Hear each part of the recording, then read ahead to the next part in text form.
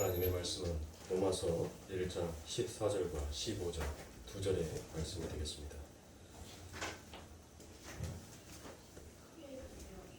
로마서 1장 14절과 15절 두 말씀 다 찾으신 줄 알고 한 목소리를 함께 공독하여 올리도록 하겠습니다. 헬라인이나 야만이나 지혜 있는 자나 어리석은 자에게 다 내가 빚진 자라. 그러므로 나는 할 수 있는 대로 로마에 있는 너희에게도 복음 전하기를 원하노라. 아멘. 자, 오늘은 두 증인의 죽음에 대한 그 두 번째 시간을 함께 갖도록 하겠습니다. 자, 먼저 말씀에 앞서서 여러분들, 자, 어제가 어버이 주일이었죠. 오늘 가슴에다가 카네이션을 다 달고 있습니다. 자, 우리가 어버이 주일날, 어버이날 그 살아생전에 살아계신 그 부모님에 대해서 그 은혜에 감사하듯이 보이지 아니하는 그 아버지 하나님의 은혜에 대해서 우리들은 감사하면서 살아야 하는 자다라는 것입니다. 그래서 이 사도 바울이 그와 같이 아버지 하나님의 은혜에 대해서 감사해서 자기를 표현할 때 어떤 자로 표현하냐면 오엘리테스, 빚진 자다라고 그와 같이 표현을 하고 있습니다. 그래서 나는 아버지 하나님 앞에 그 은혜에 나는 많은 빚을 졌기 때문에 나는 반드시 그 은혜에 대해서 하나님 앞에 갚아야 하는 자다라고 얘기를 드렸습니다. 그런데 세상은 여전히 미친 세상이다라고 했죠. 전도서에 가면은 여러분들 이 세상이 무슨 세상이다라고 해요? 아름다운 세상이다라고 얘기합니까? 아니죠. 어리석은 미친 세상이다라고 얘기를 합니다. 그래서 정당할수록 나는 더 죄인이다라는 그런 레비나스가 한 말이 있습니다. 그러니까 나를 정당화하게 그리고 나의 순결성을 더욱더 나타내려고 하면 할수록 우리는 죄 속에 더욱더 깊숙이 빠져들 수밖에 없다라고 제가 말씀을 드렸습니다. 그래서 하나님께서는 창세전에 당신이 택한 당신의 백성들에게 죄가 무엇인지 의가 무엇인지 심판이 무엇인지를 그들의 눈을 떠서 그들을 깨닫게 하여 주시더라라는 것입니다. 그러니까 이 세상에 있는 사람들은 전부 다 뭐예요? 카메라에 초점이 맞지 아니하는 상태에서 전부 다 흐릿한 화면을 보면서 살아가는 자들이었었어요. 그런데 그 속에 아버지 하나님께서 예수 그리스도가 그 카메라의 조리개가 되어서 이제 보이지 아니한 흐릿하게 앞에 상이 흐릿하게 보였던 그 상을 바로 또렷한 상으로 보여주시더라라는 것입니다. 그게 바로 성경에 기록되어 있죠. 어디 말씀에? 히브리서 11장 1절에 그와 같이 하나님께서 우리들의 창세전에 선택되는 자들의 눈과 귀를 그처럼 여시더라라는 것입니다. 그런데 세상은 여전히 미쳐있는 세상이다 보니까는 그렇게 온전한 눈을 뜨고 온전한 상을 바라보는 사람들을 전부 다 세상은 그와 같은 자들을 향하여서 너희들은 비정상적인 자다라고 얘기를 합니다. 그처럼 비정상적인 삶을 살아가는 자들 속에서 그 사람들 삶 가운데서 건짐을 받게 하기 위하여서 때로는 그 삶 가운데 있어서 소모되지 아니하기 위해서 사람들은 끊임없이 세상이 정상이다라고 생각하는 거기에 끊임없이 자기의 모든 것들을 걸게 되더라라는 것입니다. 그래서 이처럼 나는 이 세상 가운데에서 내가 어떤 상을 바라보고 가는지에 대해서 온전하게 눈뜬 자는 오직 그 아버지 하나님의 은혜에 대해서 나는 빚진 자다라고 여기면서 살더라는 것입니다. 그래서 이 빚이라는 것은 재물을 반드시 변제해야 되는 어떤 행동과 행위가 그 안에 담겨져 있는 것이다라고 했습니다. 그래서 복음이라는 것은 말과 글로만 전달되어지는 것이 아니라 거기에서 그쳐지는 것이 아니라 그 복음은 반드시 우리 안에 소금의 역할이 되어서 그 복음이 우리들의 삶 가운데 흘러나오게 되어 있더라라는 것입니다. 그런데 인간은 자꾸 율법의 행위로서 자기의 의를 드러내려고 하고 자기의 모습을 자꾸 표현하려고 하더라라는 것입니다. 그래서 우리가 하나님께서는 너희들이 그 율법을 인하여서 너희들이 이룰 수 있는 의가 아니다라고 얘기를 합니다. 그래서 우리가 대부분 잘 알고 있는 사도행전 1장 8절에 보면 어떤 말씀이 있죠? 마치 그 말씀을 선교해라, 전도해라라는 식으로 말처럼 우리는 여깁니다. 그런데 그 말씀을 자세히 보니까 되어라가 아니라 되리라라는 말이었어요. 그러니까 되어라는 어떤 명령이에요. 그것을 너희가 행하였었을 때 너희가 그렇게 된다는 얘기고, 되리라라는 것은 너희가 할 수 없는데 누군가 너를 그렇게 만들어 놓겠다는 말씀이죠. 그래서 하나님께서는 우리의 인간의 율법의 행위, 율법의 의를 너희들은 절대로 그 의로서는 나의 증인이 될 수 없다라고 얘기를 하십니다. 그래서 사도행전 1장 8절에 보면 되리라, 내가 반드시 너희들을 그와 같이 너희들의 삶의 현장, 너희들이 서 있는 그 모든 삶의 현장 가운데서 내 증인이 되는 삶으로 그와 같은 자로 내가 반드시 만들어 놓겠다라고 말씀을 드렸습니다. 그래서 두 증인이 바로 등장을 하는데, 이 두 증인이라는 것은 최소한 어떤 사건, 어떤 보여지는 일에 대한 것을 최소한 뭐 할 때, 자기가 증명하고 나타내려고 할 때 최소한의 정족수다라고 제가 말씀을 드렸습니다. 그리고 그 말씀 통해서 바로 누가 등장을 합니까? 두 감람나무와 두 촛대가 등장을 하게 되죠. 자, 두 감람나무와 두 촛대는 무엇을 가리킨다라고 했습니까? 바로 여호수아와 스룹바벨을 가리킨다라고 했죠. 이 여호수아와 스룹바벨이 뭐를 한다라고 했어요? 성전을 재건을 한다라고 했었습니다. 그런데 거기에다가 찬물을 확 끼얹어요. 누가? 진짜 복음이, 올바른 복음이 그들의 행위에다가 찬물을 확 끼얹어 버립니다. 뭐라고 끼얹어요? 너희들의 절대로 하나님의 성전을 건축할 수가 없다. 성전은 누가 짓는다? 내가 짓는다라고 이야기를 하죠. 자, 그쵸? 그래서 성전을 건축하는 것은 누구다? 바로 나다라고 얘기를 합니다. 그래서 그들의 삶 가운데 있어서 복음이, 온전한 복음이 그렇게 딱 떨어지게 되면 무엇하게 돼요?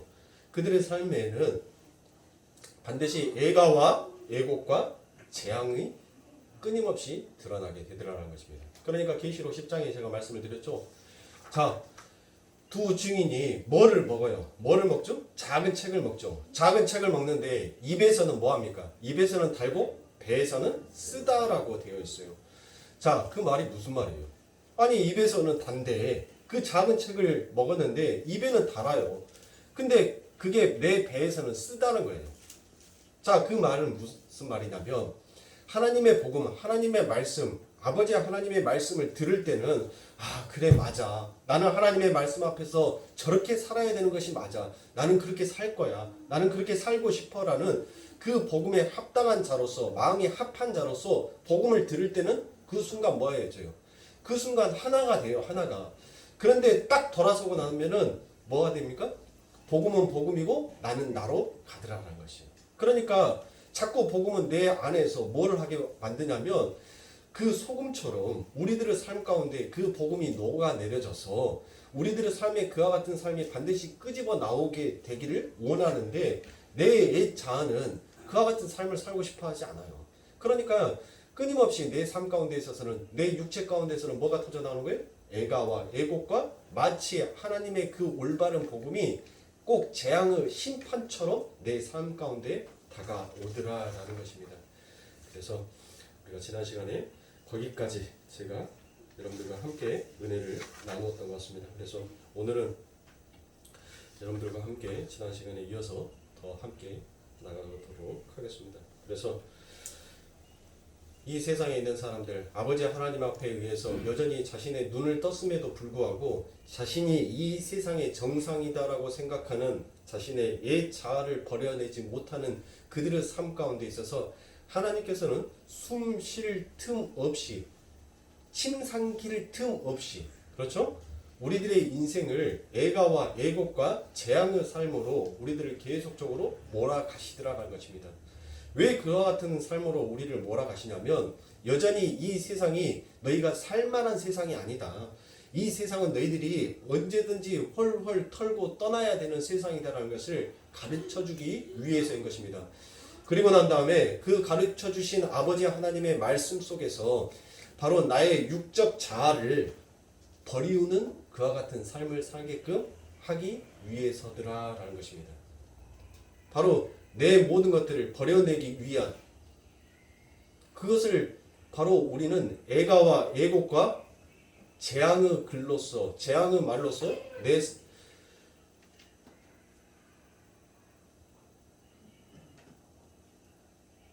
이신서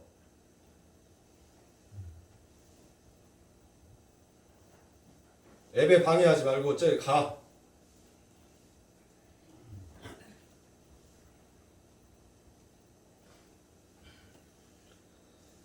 그래서 그 아버지 하나님의 말씀이 내 삶 가운데 그렇게 들어오면 바로 무엇을 죽이기냐면 바로 나의 육적 자아를 죽이기예요. 육적 자아. 그러니까 그 하나님의 올바른 말씀이 떨어지게 되면 내 삶 가운데 그 삶이 녹아져서 나오기 전에 반드시 내 자신, 내 안에서부터 그와 같은 애가와 애곡과 통곡, 재앙의 그 말이 내 삶 가운데 터져 나오게 되더라라는 것입니다. 자, 그래서 우리들의 삶을 보면은 날마다 무슨 삶을 사는 것 같아요? 아니 세상의 사람들은 잘 먹고 잘 살고 행복하게 보이는데 내 삶 가운데서는 항상 눈물이 그치지 아니하는 삶처럼 보여지게 되더라는 것입니다. 그 말씀이 시편 73편 14절에 보면 나는 종일 재앙을 당하며 아침마다 징책을 보았도다라고 이처럼 얘기를 합니다. 또 욥기서 7장 15절부터 19절에 보면 이러므로 내 마음에 숨이 막히기를 원하노니 뼈보다도 죽는 것이 나으니이다. 내가 생명을 싫어하고 항상 살기를 원치 아니하노니 나를 놓으소서. 내 날은 헛것이니이다.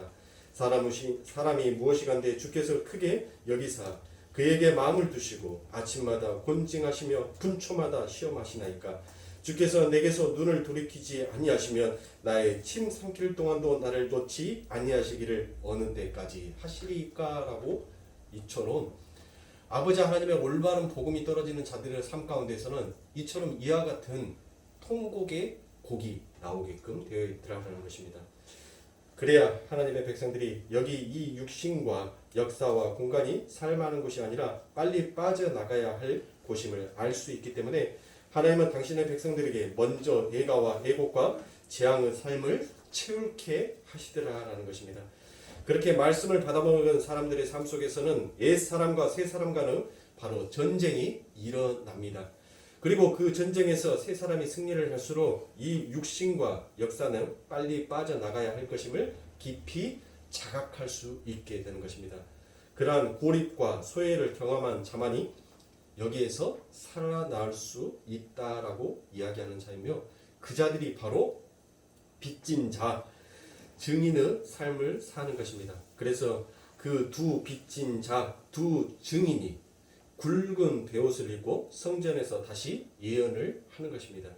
계시록 10장 11절과 11장 3절에 보면 저가 내게 말하기를 내가 많은 백성과 나라와 방언과 임금에게 다시 예언하여야 하리라 하더라. 내가 나의 두 증인에게 권세를 주리니 저희가 굵은 베옷을 입고 1160일을 예언하니라 라고 되어 있습니다. 자, 여러분들 1260일 42달 즉 이스라엘의 광야 40년의 세월을 상징하게 되는 것입니다. 바로 이 역사와 인생 전체 혹은 예수님의 초림과 재림 사이의 기간을 바로 가리키는 것이기도 합니다. 그러니까 인류의 전 역사 속에 던져지게 되는 하나님의 증인들은 옛 선전, 즉 인간의 가능성을 고수하려는 아담의 군상들의 세상 속에서 새 언약의 현실, 즉 은혜의 현실을 다시 전제해야 하는 의무와 책임을 갖고 이 세상에 존재하는 것입니다. 그러니까 한마디로 그것을 부정하고 부수는 이들이 바로 무엇이냐면 빚진 자, 증인들이다라고 얘기합니다. 그래서 그들이 성전, 즉 옛 성전인 이 세상 속에서 무슨 옷을 입고 있어요? 굵은 베옷을 입고 예언을 하더라라는 것입니다. 그러니까 여러분들 이 베옷은 언제 입는 옷입니까? 바로 장례식을 할 때, 장례할 때 여러분들 입는 옷이죠. 그러니까 여러분들 보십시오. 아버지 하나님의 두 증인으로서 복음을 받게 되는 자는 이 세상 가운데 마치 죽음을 맞이한 자처럼, 죽는 자처럼, 그처럼 하나님의 복음을 전파하게 되더라라는 것입니다. 그래서 예수님은 이 죽은 자들을 세상 속에서 차마 웃을 수가 없으셨던 것입니다. 여러분들 성경에서 보면 예수님이 이 땅에 오셔가지고 한 번도 웃었다라는 이야기가 기록되어 있지 않습니다. 오히려 예수님은 자주 우셨다라고 했습니다. 바로 예수 그리스도께서 당신이 죽어야 될 그 굵은 베옷을 입고 하나님의 복음을 이 땅에서 선포하신 거예요. 그래서 그의 삶 가운데서는 맨날 애가와 애곡과 재앙의 그와 같은 삶이 날마다 그들의 그 예수의 삶에 드려지고 나타나더라라는 것입니다. 그 예수님이 죽어가는 당신의 백성들을 보면서 뭐라고 합니까? 에루살렘아 에루살렘아 하고 자기의 백성들의 이름을 부르면서 예수님은 날마다 그처럼 우셨던 것입니다. 다시 계시록 11장으로 여러분 돌아가면 그러한 성도들의 올바른 역사의식과 올바른 자의식의 과정을 요한이 바로 성전 청량이라는 소재로 설명을 해주고 있습니다. 계시록 11장 1절부터 2절을 보면 또 내게 지팡이 같은 갈대를 주며 말하기를 일어나서 하나님의 성전과 제단과 그 안에서 경배하는 자들을 청량하되 성전 밖 마당은 청량하지 말고 그냥 두라. 이것을 이방인에게 주었은즉 저희가 거룩한 성을 42달 동안 짓밟으리라 라고 되어 있습니다. 이미 말씀을 드린 것처럼 두 증인은 바로 예수 그리스도를 증거하라라고 세상에 보내진 무엇이다라고 했어요. 하나님의 교회를 가리킨다라고 제가 말씀을 드렸습니다. 그리고 그 교회는 계시록 21장에서 무엇으로 나타나게 되죠? 거룩한 성 새 예루살렘이다라고 지칭이 되기도 합니다. 그리고 그 거룩한 성은 곧 하나님이 함께 거하시는 초소 바로 성전인 것입니다. 그렇죠? 그런데 여기에서 그 거룩한 성이 나오지요. 자, 어디에서요? 계시록 11장 1절과 2절에서 거룩한 성을 42달 동안 짓밟으리라 라고 해서 그 거룩한 성이 나옵니다. 자, 하나님께서 청량을 하라고 하시는데 그 거룩한 성이 성전 마당에 해당하는 이방인들에게 곧 세상에게 짓밟힘을 당합니다. 얼마 동안 짓밟힘을 당해요? 42달 동안 그들이 짓밟힘을 당한다는 것은 바로 그게 전 역사를 지칭하고 있는 것이라는 것을 볼 수 있습니다. 그래서 계시록 11장 1절부터 2절에 나와 있는 이 말씀을 바로 요한이 에스겔서 40장에서 인용하여 쓴 말씀입니다. 에스겔 40장 1절부터 3절에 보면 우리가 사로잡힌 지 25년이요 성이 함락된 후 14년 정월 11일 곧 그날에 여호와의 권능이 내게 임하여 나를 데리고 이스라엘 땅으로 가시되 하나님의 이상 중에 나를 데리고 그 땅에 이르러 나를 극히 높은 산 위에 내려놓으셨는데 거기서 나무로 향하여 성 한 형상 같은 것이 있더라. 나를 데리시고 거기 이르시니 모양이 목같이 빛난 사람 하나가 손에 3줄과 청량하는 장대를 가지고 문에 서서 있더니라고 되어 있습니다. 거룩한 성이 측량이 되어 있는데 38절과 39절에 보면 그 거룩한 성 청량되어 있는 그곳에서 무엇을 하게 되냐면 바로 번제물을 씻는 것과 제물을 드리는 제단이 나옵니다. 그러니까 거룩한 성은 바로 무엇이냐면 성전을 가리키고 그 성전이 지금 뭐 하고 있다는 거예요? 청량이 되고 있다라고 얘기를 하는 것입니다. 그런데 여러분들 제가 방금 읽어드렸던 에스겔서 40장 1절에 보면 그 성이 어떻게 되었다라고 되어 있어요. 우리가 사로잡힌 지 25년이요 성이 함락된 후라고 되어 있죠. 자, 성이 함락된 후라는 것은 이스라엘의 성과 성전이 이방인들에 의해서 뭐가 되었다는 거예요? 파괴가 된 후라라는 뜻입니다. 그런데 이상한 것은 성과 성전이 파괴가 되었는데 하나님께서 에스겔에서는 성전을 뭐 하라라고 얘기를 하고 계세요? 지금 청량을 하라라고 그렇게 이야기를 하고 계십니다. 그러면 여러분들 이미 파괴된 성전을 다시 하나님께서 청량을 하라라고 얘기를 하는 것은 분명히 지금 이 안에 하나님의 어떤 뜻이 담겨 있음을 우리가 알 수가 있죠. 자, 하나님 앞에 번제물을 드리고 하나님 앞에 제물을 바치었던 그 성전이 이방인들에 의해서 지금 뭐가 되었어요? 파괴가 되었단 말이에요. 파괴되어서 지금 그 성전이 없어요. 없단 말이에요. 없는데 하나님께서는 지금 거기에 가서 청량을 해라라고 얘기를 한단 말이에요. 그러면 여러분들 우리가 청량을 언제 합니까? 맨 땅에다가 건물을 새로 올릴 때도 청량을 하지만 여러분들 그 건물을 다시 새롭게 짓으려고 할 때도 우리가 반드시 하는 것이 청량이에요. 그 청량을 하지 아니하고 아무렇게나 여러분들 그 건물을 무너뜨려 버리게 되면 그 주변에 있는 것에 많은 것들이 손상을 입게 되는 것입니다. 그래서 우리가 건물을 지을 때도 청량을 하지만 그 건물을 파괴할 때도 청량을 하는 것이에요. 그러니까 즉 아버지 하나님께서 여기에서 에스겔에서 우리들에게 지금 말씀하신 왜 청량을 하라라고 얘기를 하셨냐면 이미 이 세상 가운데 짓밟혀버린 그 옛 성전, 옛 육체는 그렇게 죽어야 하는 것이고 그렇게 짓밟혀서 죽어야 하지만 하나님께서는 죽여버린, 없어져버린, 파괴되어버린 그곳에 새 성전, 새 예루살렘, 아버지 하나님께서 거할 수 있는 그 초소를 하나님께서 뭐 하시겠다는 거예요? 새로 짓겠다는 거예요. 그래서 우리 예수님께서 이 땅에 오셔서 뭐라고 얘기합니까? 내가 저 성을 헐었다가 며칠 만에 다시 세울 것이다 라고 얘기를 하는 거예요. 그러니까 바로 예수님께서 하셨던 그 성전은 눈에 보여지는 성전이 아니라 바로 교회가 될 우리들을 하나님께서 우리의 옛 성전을 그렇게 허물어 버리시고 그리고 하나님께서 거기 위에다가 다시 청량을 해서 하나님의 교회, 하나님이 임재하실 수 있는 그와 같은 성전을 하나님께서 이제 지으시겠다라는 그와 같은 뜻이 되어 있습니다. 그러니까 여전히 이 세상 가운데서 하나님 흉내내기에 위해서 하나님마저도 자기를 돕는 하나의 돕는 배필로서 그렇게 생각해버린 인간의 이 아담의 군상들의 그와 같은 모든 생각들을 하나님께서는 전부 다 파괴시키고 부숴서 그 모든 마음을 제하시고 거기에다가 하나님께서 깨끗한 마음, 의로운 마음으로서 하나님의 집을 지으시겠다라는 것을 우리들에게 보여주는 것입니다. 그래서 42달 동안 이방인들의 뜰은 청량에서 면제가 되는 것입니다. 그들은 미쳐 돌아가는 이 세상이 진리인 양 살게 된다는 것입니다. 그게 하나님의 일반 은총 아래에서 심판 유보인 것입니다.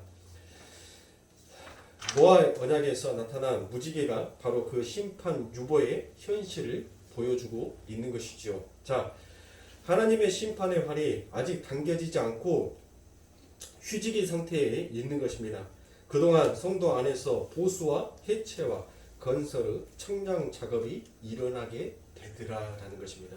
그래서 성도는 이방인들에 의해 짓밟힘을 당한 것입니다. 그들이 42달 동안 성전을 짓밟는다라고 하지요. 즉 하나님의 거룩한 신부들에게 이 세상이 살고 싶은 그리고 머물고 싶은 것이 아니라 어서 이곳을 떠나 나는 아버지 하나님 내 신랑이 있는 곳으로 어서 가고 싶다라는 그와 같은 마음, 그와 같은 역사의 현실을 깨닫게 하기 위하여서 하나님께서는 그 성전의 뜰을 이방인들에게 내어주는 것입니다. 그래서 이와 같은 말이 전도서 9장에서 아주 잘 기록이 되어서 나와 있습니다. 전도서 9장 3절부터 5절에 보면 모든 사람의 결국이 이방인 그것을 해 아래서 모든 일 중에 악한 것이니 곧 인생의 마음에 악이 가득하며 평생에 미친 마음을 품다가 후에는 죽은 자에게로 돌아갈 것이라. 모든 산자 중에 참여한 자가 소망이 있음은 산 개가 죽은 사자보다 나음이니라. 무릇 산자는 죽을 줄을 알되 죽은 자는 아무것도 모르며 다시는 상도 받지 못하는 것은 그 이름이 잊어버린 바 됨이라 라고 되어 있습니다. 자, 여러분들 보세요. 성경에서는 분명히 이 세상을 미쳐서 날뛰는 세상이다라고 얘기를 합니다. 그렇게 미친 세상 가운데 있어서 이 세상에 살아있는 자들이 있는데 그들이 바로 미친 세상이 사자처럼 살다가 가는 그 와중에 그들은 마치 뭐처럼 살더라는 것이에요? 개처럼 살다가 가더라라는 것입니다. 그런데 여러분들 아무리 인생이 개처럼 산다 하더라도 그들이 뭔 자다는 거예요? 그들이 산 자다는 거예요. 우리들의 인생이 개처럼 살아간다 하더라도 그 개처럼 살아가는 그들이 살아있는 자다라고 얘기를 하고 있는 것입니다. 그래서 그들은 이 세상이 죽은 세상이라는 것을 알기에 이 세상에 아무리 자기들을 짓밟는다 해도 결국은 알고 있는 두 증인은 올곧게 예수님의 은혜만을 증거하다가 가게 되는 것입니다.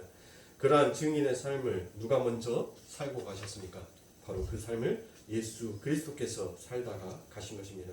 그래서 계시록 1장 5절과 3장 14절에 보면 또 충성된 증인으로 죽은 자들 가운데서 먼저 나시고 땅의 임금들의 머리가 되신 예수 그리스도로 말미암아 은혜와 평강이 너희에게 있기를 원하노라. 우리를 사랑하사 그의 피로 우리 죄에서 우리를 해방하시고 라오디게아 교회의 사자에게 편지하기를 아멘이시오.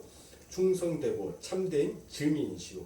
하나님의 창조의 근본이신 이가 가라사대라고 얘기합니다. 자,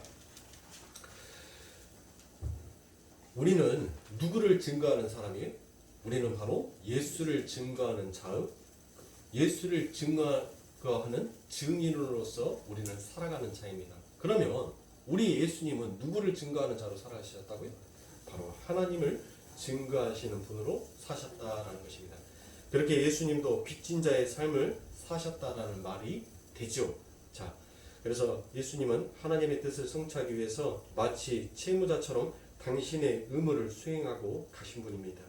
그렇게 빚진 자의 증인으로 살기 위해 자신을 완전히 비우고 죽기까지 순종하시는 온전한 자기 부인의 삶을 살다가 가신 것이 바로 그게 두 증인으로서의 삶이고, 그 삶을 바로 우리 예수님께서 우리들의 삶의 원형처럼 보여주시더라라는 것입니다.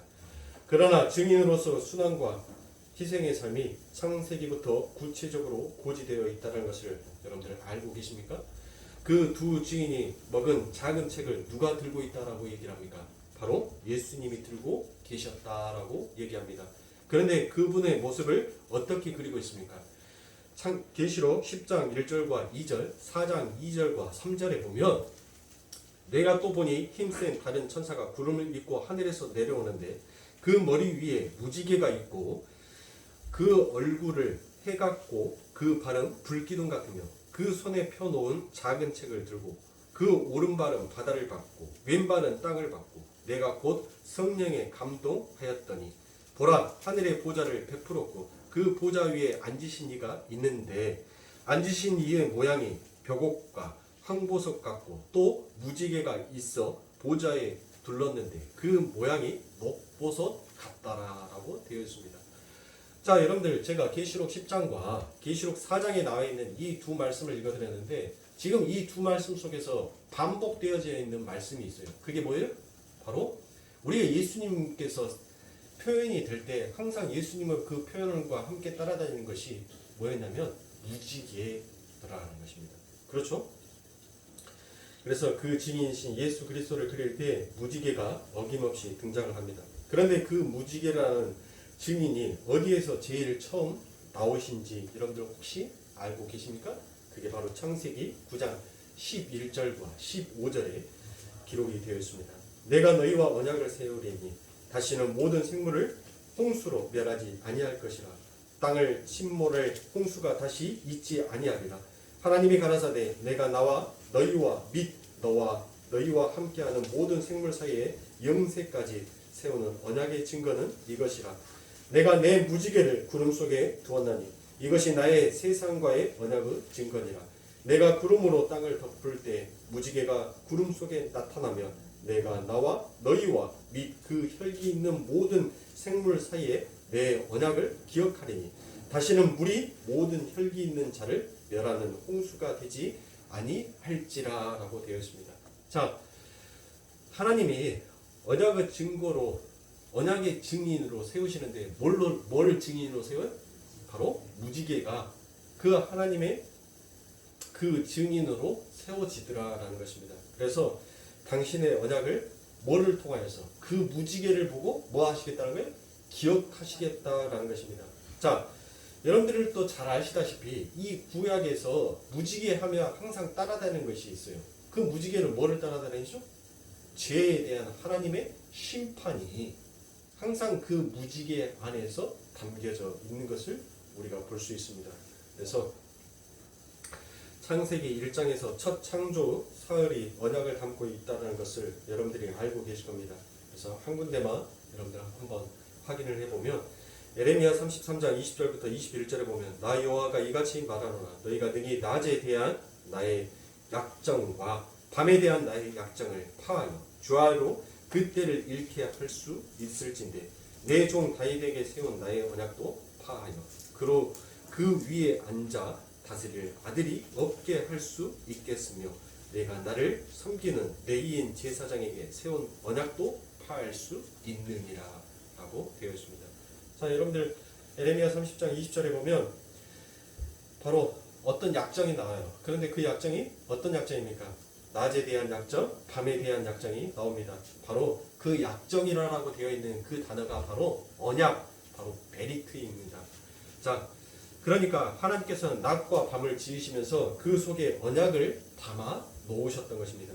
난 반드시 밤을 멸하고 낮만 있는 세상을 만들고 말 것이다 라는 것이 그게 바로 창세기의 첫째 날이 담고 있는 언약의 내용인 것입니다. 그때 증인으로 세우신 분이 바로 누구입니까? 그게 바로 하나님이신 것이에요. 수면 위에 운행하시던 그 하나님의 신이 바로 그 하나님께서 창조하신 모든 것에 대한 증인이 되시더라라는 것입니다. 그래서 그 언약 베리트라는 단어가 가장 확실하게 보여주는 것이 어디겠습니까? 바로 창세기 15장에 쪼갠 고기 사이로 홀로 지나가시는 그 님 있죠. 거기에서 그 님이라고 되어 있는 그 님, 그 쪼개다가 바로 언약, 바로 함께 혼용되어 쓰이는 베리트라라는 단어인 것입니다. 그 언약은 시내산의 언약에서도 하나님의 증인으로 등장을 합니다. 그러한 언약의 증인으로서 하나님의 이야기가 가장 이해하기 쉽게 설명이 되어 있는 것이 바로 창세기 9장의 무지개의 언약인 것입니다. 이 무지개라는 것은 여러분들 무엇을 가리키냐면 바로 캐세트, 활이다라는 그와 같은 뜻이 되어 있습니다. 그래서 구약의 전편에 가리켜서 그 활은 바로 무엇이다 하겠어요? 하나님의 심판, 그 다음에 저주를 퍼붓는 하나님의 도구다라고 되어 있습니다. 그렇죠? 자, 그런데 여러분들이 무지개를 보면 그 무지개의 모양이 어떻게 되어 있더라라는 것입니까? 무지개가 그 활이 어떻게 되어 있어요? 지금 이렇게 해서 그 활이 어디를 가리키고 있어요? 땅을 가리키고 있습니까? 하늘을 가리키고 있죠. 그러니까 바로 그거예요. 그 하늘이 하나님에 의해서 뭐 하겠다는 거예요? 반드시 그 활은 하나님의 심판과 저주가 그 안에 담겨져 있다라고 되어 있죠. 그래서 그 활이 하늘을 향하여서 그 활이 되어 있어요. 그러니까 하나님께서는 바로 누구를? 예수를 하나님의 증인으로 세웠잖아요. 그러니까 그 예수가 그 하늘에 땅에 있는 그 모든 저주의 활시우를 하나님께서 당겨서 어디에다 쏜 거예요? 하늘에다 쏜 거예요. 하늘에다. 그래서 그 하늘이 그 세상에 받아야 될 심판과 저주를 그 하늘이 그 활을 맞고 죽음으로 인하여서 땅이 뭐하게 되는 거예요? 그 죄를 모면하게 되는 거예요. 그래서 그 무지개 언약 안에 담겨져 있는 아버지 하나님의 언약의 뜻이 바로 예수 그리스도가 이 땅에 오셔서 당신의 그 아버지 하나님께서 언약해 놓으신 그 언약의 두 증인으로서 내려오신 거예요. 두 증인으로서. 그러니까 예수님 혼자서 내려오신 것이 아니죠. 예수님께서 이 땅에 혼자 내려오셨다가 자, 예수님이 가자마자 며칠 만에 10일 만에 누가 오셔요? 성령 하나님이 오시잖아요. 그렇죠?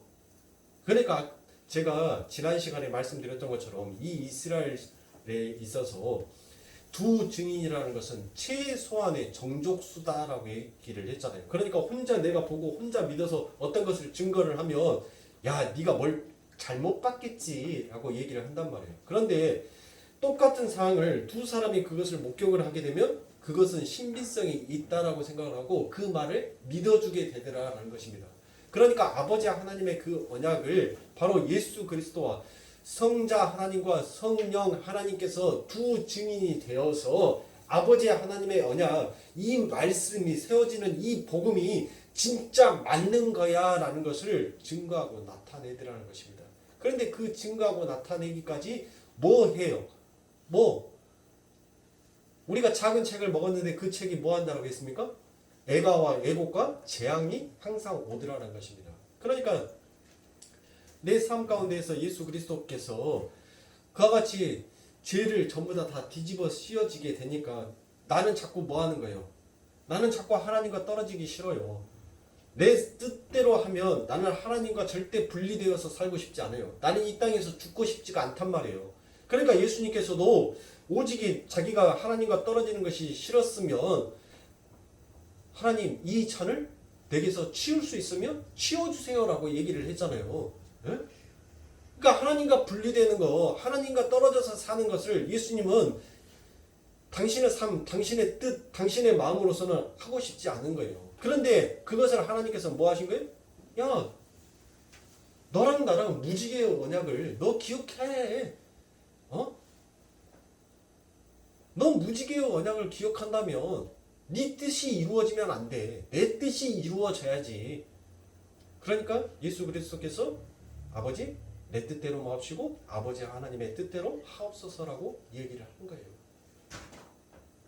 그러니까 그 예수 그리스도께서 이 땅에 내려오셔서 그와 같이 복음의 삶, 그처럼 하나님께서 원하시는 점도 없고 흠도 없는 하나님의 백성들을 만들어 놓으신 것이에요. 그게 바로 어디입니까? 에베소서 1장의 말씀 아닙니까? 그렇죠. 하나님께서 하나님의 손에 붙여주신 창세전의 언약 안에서 하나님께서 내 손에 붙여주신 한 명의 영혼도 버리지 아니하시기 위하여서 하나님께서는 그들을 전부 다 찾아가셔서 그들을 점도 없고 흠도 없는 자로 만들어 하나님 앞에 거룩한 백성, 거룩한 성전으로 세워놓게 되더라라는 것입니다. 그게 바로 두 증인의 삶이에요. 지금 이 사도 바울은 바로 그 마음 속에서 그가 절실하게 로마에 가고 싶어 했던 것입니다. 내가 받은 은혜, 내가 하나님 앞에 하나님의 은혜가 무엇인지를 깨닫게 되고 내가 이제 그 성경이 율법이 아닌 아버지 하나님의 사랑으로 그 율법이 완성되어짐을 내 눈으로 이제 보아서 이제 내 조리개가 이제 온전한 상을 볼 수 있게 되어서 나는 뭐 하게 되었다는 거예요? 야, 예수가 그리스도였어. 예수가 그리스도였어. 이 참된 복음을 깨닫게 되니까 자기가 그토록 그 로마에 가서 하나님의 복음을, 하나님의 말씀을 전달해 주고 싶더라는 것이에요. 사랑하는 성도님들, 우리들의 삶 가운데 있어서 반드시 하나님의 복음이 떨어지게 되면, 하나님의 복음이 우리들의 삶에 들어오게 되면 우리들의 심령 불수를 하나님께서는 쪼개시고 반드시 하나님께서 원하시는 그 새 사람으로 만들어 가시더라는 것입니다. 그런데 여러분들, 그 삶이 쉽냐고요? 그 삶이 쉬워요? 아니, 내 형제를 사랑해라, 내 아버지를 사랑해라 라는 그와 같은 말씀, 우리가 말씀은 너무나도 잘 알아요. 그래서 하나님의 말씀, 하나님의 같은 뜻을 갖고 계시는 이 은혜의 공동체 안에 들어가 있을 때는 그래, 하나님을 찬양해야 돼, 하나님을 사랑해야 돼 라고 하는데 3초도 안 걸려요. 이 성전 문 딱 나가는 순간, 뭐 여러분뿐만이 아니에요. 저는 뭐 사람 아닙니까? 저도 마찬가지예요. 저도 똑같은 사람이에요. 강단에 서서 하나님의 말씀, 하나님의 복음을 선포할 때마다 그래, 하나님의 복음, 하나님의 말씀대로 더 나를 보시고 더 낮은 자리로 가서 남을 나보다 더 낮게 여기는 자로 삶을 살아야지 라는 그와 같은 말씀, 그와 같은 다짐을 하는데, 이 단상에서 딱 내려가고 빠이빠이 하는 순간 뭐가 돼요? 남이 나를 낮게 여겨주기를 바라더라 라는 그와 같은 마음으로 가더란 것이에요. 내가 남을 더 나보다 더 낫는 자로 여겨주는 것이 아니라 남이 나를 자기보다 더 나은 자로 여겨주기를 바라는 그와 같은 죄성의 마음으로 인간의 마음이 그렇게 쉽게 변질되어 돌아가 버리더라는 것입니다. 그러니까 여러분들, 자꾸 내가 슬픈 거예요. 자꾸 내 삶 가운데 올바른 복음이 떨어지면 뭐가 일어납니까? 혼란이 일어나는 거예요. 아니, 이것이 맞나? 이게 맞나? 자꾸 혼란이 일어나는 거예요. 근데 그 혼란 속에서 갈팡질팡하고 있는데 복음이 나를 끄집어 당겨요. 어디로 가야 될지를 동문서주하고 있는데, 예? 어디 좀 앉아서 쉴만 하니까 거기를 하나님께서 뭘 만들어 놓으면 자불안석을 만들어놔요. 앉지도 못하고 쓰지도 못하게, 어디로 가지를 못하게. 그런데 자꾸 내 안에, 내 밖에 있는 것이 뭐가? 성령이 띠를 띄워서 자꾸 내가 알지 못하는 길로 나를 끌고 가더라는 것이에요. 그러니까 내가 고통스러워요. 내 삶이 외로운 거예요. 여러분들 아는 길을 갈 때는 그냥 편안해요. 즐거워요. 그냥 행복해요. 그런데 내가 모르는 생소한 길을 가게 되면 긴장을 합니다. 그리고 거기에서 고독함을 느껴요. 여러분들 지금은 시대가 좋아져서 핸드폰으로 내비게이션으로 길 잃어버릴 염려는 없습니다. 그렇지 않습니까? 길 잃어버릴 염려는 없어요. 핸드폰과 내비게이션이 없을 때에도 여러분들 사람들이 길을 잃어버리지 아니하고 잘 찾아갔어요. 어떻게? 물어서. 그래서 입 뒀다 보리숙련에 죽 써먹으려고 그렇게 입 다물고 있냐? 모르면 물어봐야지. 입 열어서 물어봐야지. 그래서 물어봐서 여러분들 그 지역에 가서 제일 빨리 캐치할 수 있는 것이 무엇이었어요? 옛날에 내비게이션이 없었을 때. 택시 기사들한테 물어보면 택시 기사들은 그 마을 그 고을 어디 집에 밥 숟가락이 몇 개 있다는 것까지 다 알아요. 그러니까 택시 기사들한테 물어보면 길 안 잊어먹고 정확하게 찾아갈 수가 있었어요. 그렇죠? 그러니까 택시만 보면 비상등 켜놓고 어디 가려는데 어느 쪽으로 가야 돼요 하면은 수지 맞으면 나 따라오시오. 나 거기 가요. 한번 거기 뒤에만 쫄랑쫄랑 따라가면 길 잊어버려 안 잊어버려요? 절대로 안 잊어버려요. 그렇죠? 그런데 낯선 길, 생소한 길, 알도 못한 길 가가지고 입 딱 다물고 안티키 가다가 여러분들 결국은 뭐 합니까? 배 쫄쫄 굶고 기름 볼랑 떨어져서 고생해요. 그게 바로 우리라는 거예요. 우리. 자꾸 성령의 조명 없이 내 의지, 내 주체성, 내 가치, 내 세상의 지식을 가지고 그 아버지 하나님의 나라, 생소한 나라를 자꾸 내가 딛고 가게 되면 자꾸 내 안에서 뭐가 일어나는 거예요? 소진이 일어나는 거예요. 소진. 쇠퇴함이 일어나는 거예요. 여러분들. 그런데 우리가 입을 열지 않습니까? 뭘로? 하나님, 나는 죄인의 본상이에요. 나는 죄인의 개수예요. 하나님, 내가 생산해낼 수 있는 것이 어떤 것이 하나님께서 보시기에 아름답다라고 말씀하실 수 있는 의를 내가 생산해낼 수 있겠습니까? 하나님, 나는 생산해낼 수가 없어요. 그러니까 하나님, 의를 생산해 놓으신 하나님께서 나를 하나님의 그 생산의 공장으로 나를 데리고 가서 그 의를 창조케 하여 주시옵소서라고 그렇게 입을 열고 기도를 해서 가니까 여러분들의 삶 가운데 있어서는 실패한 삶인 것 같은데 그 삶이 실패한 삶이 결코 아니더라는 것을 하나님께서 여러분들의 그 삶의 종착 지점에서 증거하고 증명하고 보여주시라는 것입니다. 그게 뭐? 바로 내 안에 계시는 그 성령이 나와 함께 두 증인이 되어서 아버지 하나님의 백보자 심판대에서 세워져 하나님 이 사람은 아버지 하나님께서 선택한 창세전에 선택한 하나님의 백성이 맞습니다라는 그와 같은 증거 증인에 되어서 우리들을 데리고 가시더라는 것이에요. 그러니까 우리들은 이 세상 가운데에서 굵은 베옷을 입고 사는 자예요. 화려한 옷, 화려한 명성을 위해서 우리는 사는 자가 아닙니다. 때마다 여러분들의 삶 가운데 그 실패 속에서 그래 하나님의 은혜가 아니면 나는 한시도 가능성이 없구나 라는 것을 우리는 깨닫고 가면 되는 거예요. 그것을 깨달으라고 하나님께서는 율법을 주셨어요. 그것을 깨달으라고 이 세상 가운데 나를 하나님께서 던져 놓으셨어요. 네가 왜 그 부모의 품이 그 어미의 품, 그 아비의 품이 그토록 좋은 것인지를 그것을 깨달으라고. 사랑하는 성도님들, 여러분들 뜻대로, 여러분들 마음대로 움직이지 마세요. 입을 여세요. 그리고 입을 열어서 내 안에 계신 성령께 자꾸 물으세요. 자꾸 질의응답을 하시란 말이에요.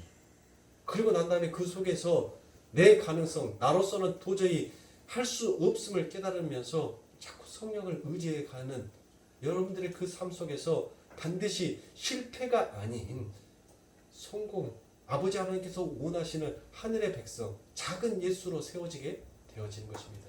그게 자기 부인이요.